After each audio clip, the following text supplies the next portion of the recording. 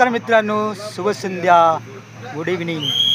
तर आपल्या इकडे सगळे आज आपला 5वा दिवस आहे. आज संध्याकाळी झालेला आहे. इथे चहा प्यायला थांबलेला आहे. मी 2-3 जणाला विचारलो आहे. तुम्ही बघू शकता काय काय मी सांगितलं आहे, विचारलं आहे. तुम्हाला दाखवतो मी. नमस्कार बाबा. नमस्कार. तुम्ही राहिला ओम साईराम. साईबाबा की जय. जय. तुम्ही राहिला कुठे बाबा?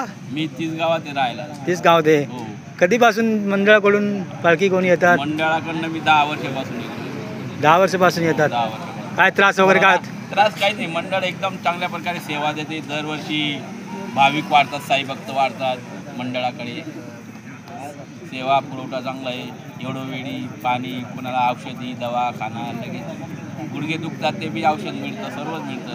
संडास नाही होत ते पण औषध मिळतं. सगळे चांगलं होतंय. एकदम चांगली सेवा आहे. आणि एवढ्या म्हाताऱ्या माणसांची जास्त काळजी घेतली जाते. आणि इथे कसारा घाट, सिन्नर घाट वगैरे तुम्ही चालून येतात. काय वाटतं का तुम्हाला?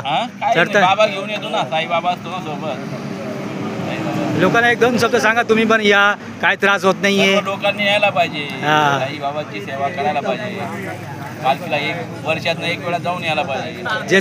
ज्यांच्या घरी प्रॉब्लेम होते, काय त्रास होते, ते सर्व सॉल्व होतं. बाबाचं नाव घेतलं तरी सॉल्व होतं. आता माझे काल चप्पल तुटली, मला लगेच बाबाने सकाळी दुसरी हजर करून दिली चप्पल, नवी चप्पल दिली. ठीक आहे. आता तुम्ही बघू शकता बाबांनी काय काय बोलले. ज्यांना त्रास होते, काय काय प्रॉब्लेम होते, ते एकदम सॉल्व होते. तुम्ही पण या, पालखीमध्ये या, पदयात्रा घेतलं तरी सॉल्व होतं. तर ओम साईराम. ओम साईराम. साई बाबा की जय. आणि त्याला मला पाठवून देऊ. तुम्हाला व्हिडिओ चांगला वाटला असेल तर लाईक करा, कमेंट करा आणि शेअर करा. ओम साईराम.